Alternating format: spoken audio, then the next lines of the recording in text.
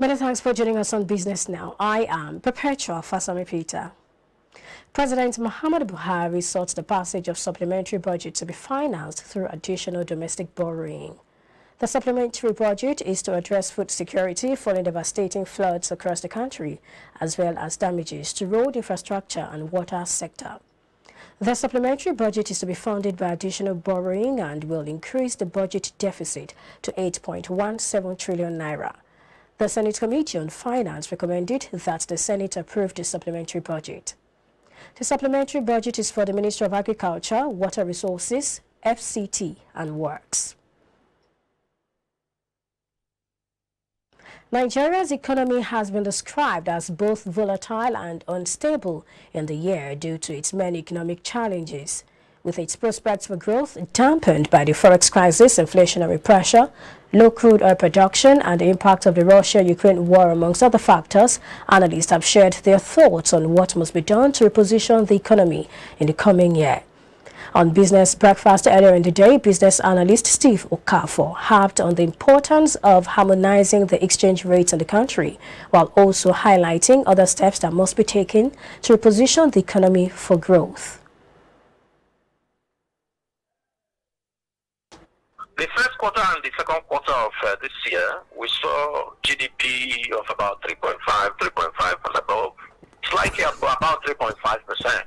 You know, but for me, like I always tell people, though the second quarter I came down to about 2.2.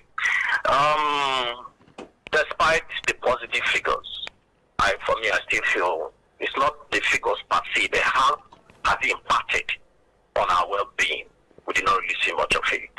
Now, going from GDP, I want to talk about inflation, which of course is an area that touches most of us, especially the low-income earners.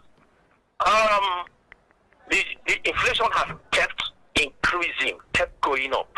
Unfortunately, CBN have been adopting a policy that have not helped reduction in inflation.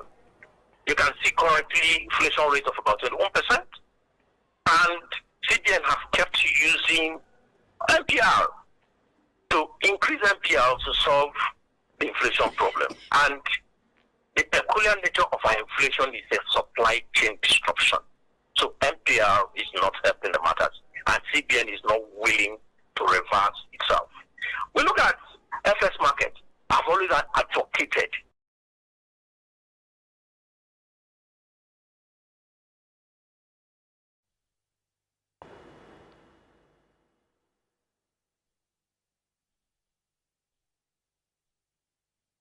The Nigeria Governors Forum has described the 2022 farming season as a serious nightmare for most farmers in the country due to the challenges in the agricultural sector.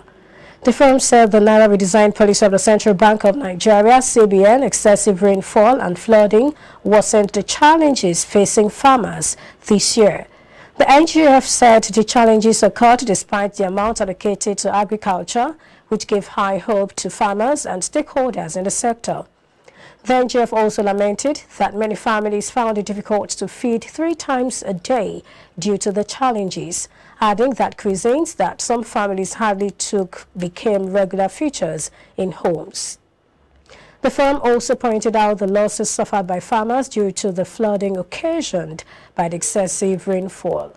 The NGF said that while expectant farmers were waiting for palliatives after the flooding, the Central Bank of Nigeria announced a redesign of the Naira note, stating clearly that by January 31, 2023, the present Naira in circulation would cease to be legal tender.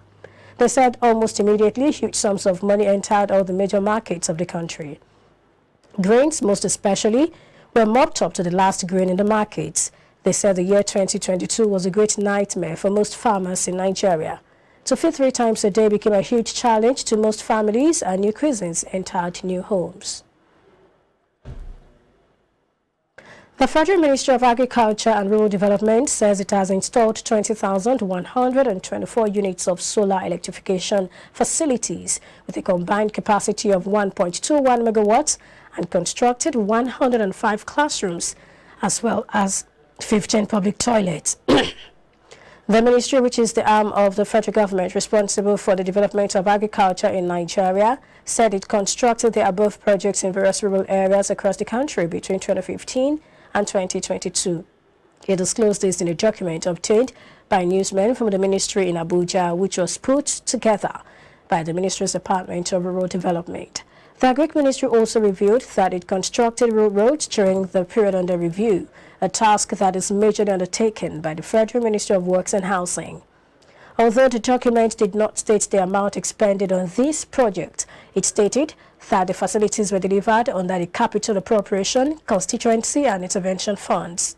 The report says the department provided and installed 1,530 units of solar-powered and motorized boreholes and water treatment plants, provided and installed 20,124 units, that's 1.207 megawatts of solar electrification facilities, constructed 22 rural farm markets, 105 classrooms, 15 public toilets and 10 greenhouses. Data in the document showed that out of the total demand for rural roads construction during the period, the Federal Ministry of Agriculture and Rural Development was able to meet 29.4%, leaving a deficit of 70.6%.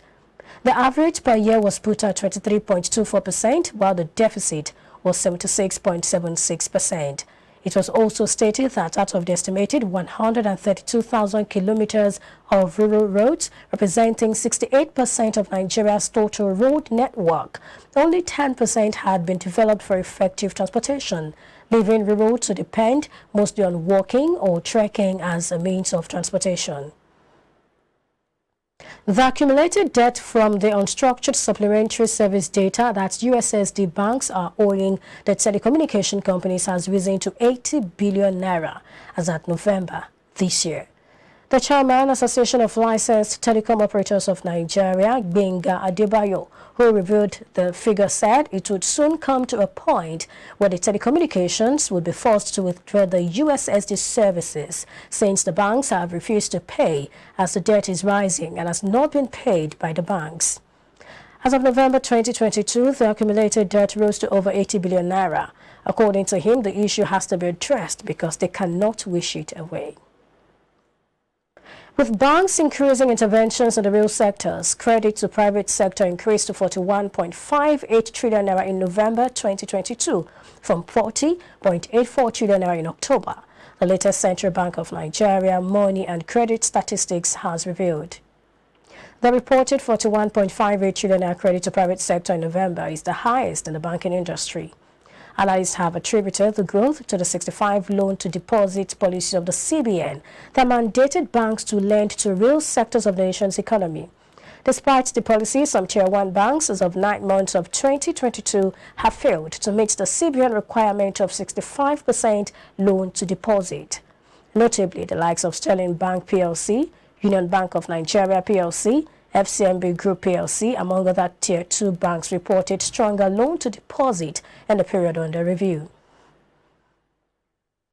Telecom subscribers have expressed dissatisfaction at the insistence of the federal government to impose excise duty on telecommunications services.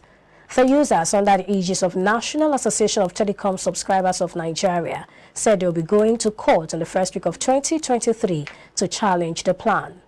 President of the group NatComs, Deolu Ogunbanjo, who confirmed the move, stressed that the matter had been put on hold before the federal government came up to reactivate the plan to impose the tax on consumers. Ogunbanjo said there are other areas where the federal government could make money outside the telecommunications sector. They said news filtered in last week that the federal government was reconsidering imposing excise duty on telecom services after it was suspended. The plan would compel operators to adjust the rates of calls and data upward. This information was inferred from the invitation to a public hearing and submission of memoranda on the 2022 Finance Bill sent out by the House of Representatives Committee on Finance. It indicated that suspended excise duty on telecommunication services might feature again in the 2022 Finance Bill, which is currently before the National Assembly. A combination of high food prices and a strong dollar is negatively affecting people in Nigeria and other developing countries, a report by the United Nations Conference on Trade and Development has revealed. According to the report, this combination is making many individuals living in these countries make hard choices to make ends meet, such as skipping meals or taking a child out of school. According to the United Nations, Nigerians not only pay higher prices for the food they import, but the price increase is exacerbated by the depreciation of their currency vis-a-vis the US dollar. 13 days after the release of the newly redesigned 200 Naira, 500 Naira and 1,000 Naira notes, and with 34 days before the old notes will no longer be legal tender in the country, automated teller machines, ATMs, in Lagos are yet to commence dispensing the new notes. Findings show that most ATMs during the holidays are still dispensing the old notes. This is as bank customers lamented that they are yet to start seeing the new notes. Following the announcement by the Governor of the Central Bank of Nigeria, CBN, to redesign the higher denominations of the Naira, December 15, 2022 had been announced as the release date. The CBN had also set a deadline of January 31, 2023 for all the old 200 Naira, 500 Naira and 1,000 Naira notes to be returned to the banks, after which they will cease to be legal tender. It had also set January 9, 2023 as the commencement date for the implementation of the cashless policy. Still to come, Hong Kong shares rises as China relaxes COVID measures. Details and more news after this commercial break. Stay with us.